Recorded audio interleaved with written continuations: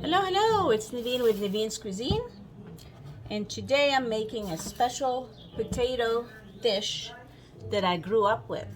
It's very popular in the Middle East, specifically in Egypt, and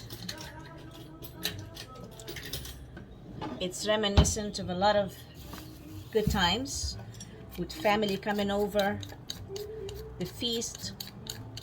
When we cook lamb, roast lamb, we always made this potato dish to go in the oven while the lamb was cooking. It's very simple, very tasty. So I got about 3 pounds of white roast potato. You can get russet potato, whatever, peeled. And I got this round, it doesn't have to be round, it's a baking dish.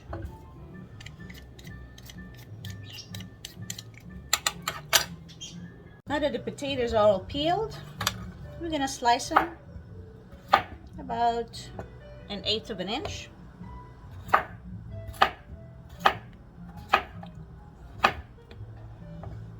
them here in the pan. Not in any specific order.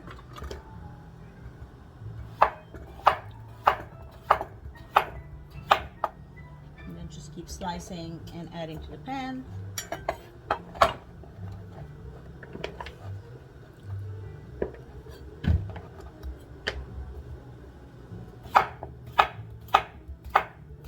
Easter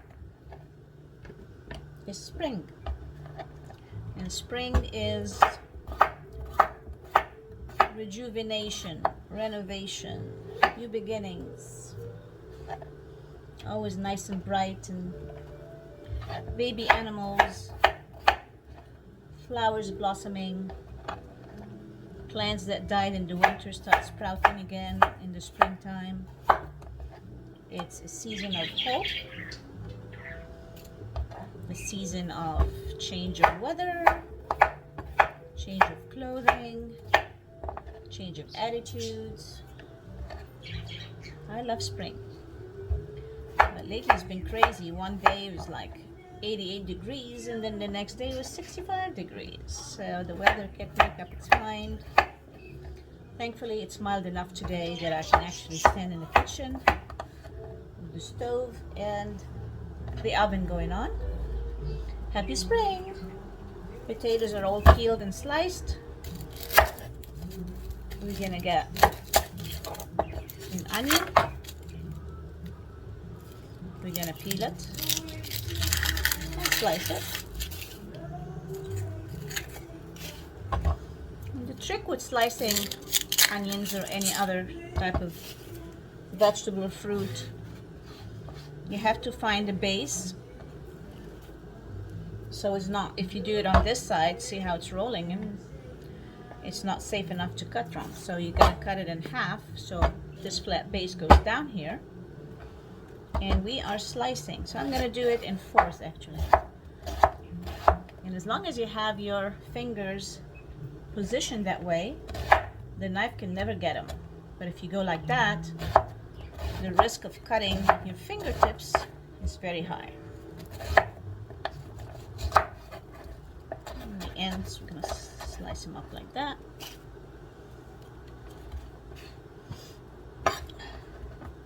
Oops, my eyes are already tearing. Oh bueno. A good chopping board that doesn't slip. A good knife, sharp.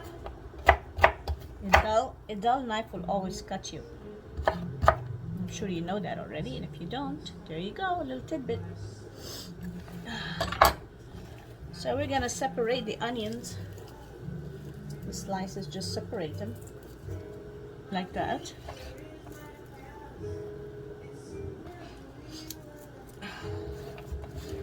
Whew. There's some sharp onions here. And no matter what they say, I'll put some vinegar on the stove or do this or do that, I've tried all the tricks. It doesn't work. You still have to weep. So we're gonna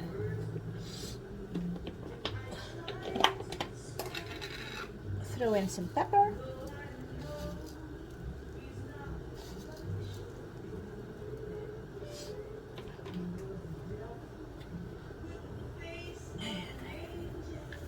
some sea salt.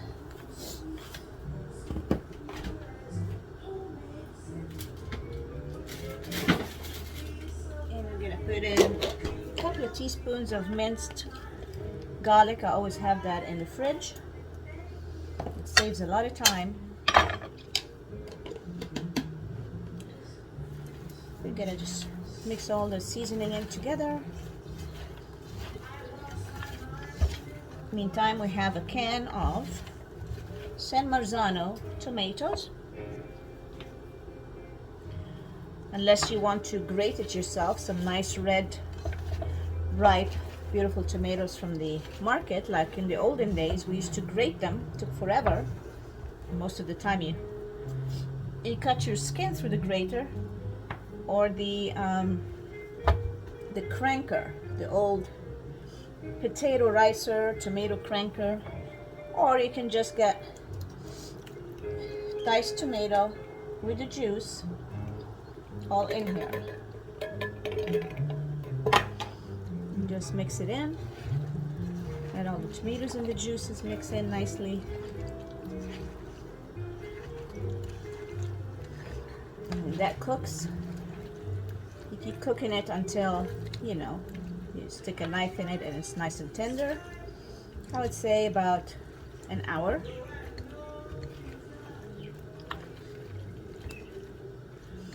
I'm just gonna cover it with foil and put it in a 350 degree.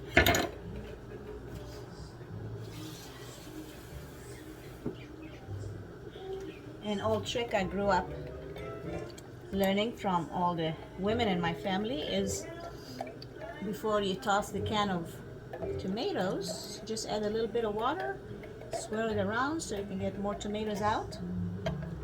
And I'm going to put about a cup of water over the mix.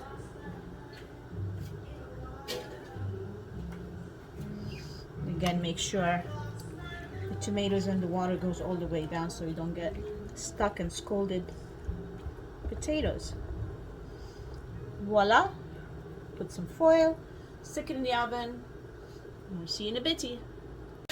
Put a foil, cover all the ends, edges, and kind of tighten it with your fingers so the steam does not escape. Everything stays in.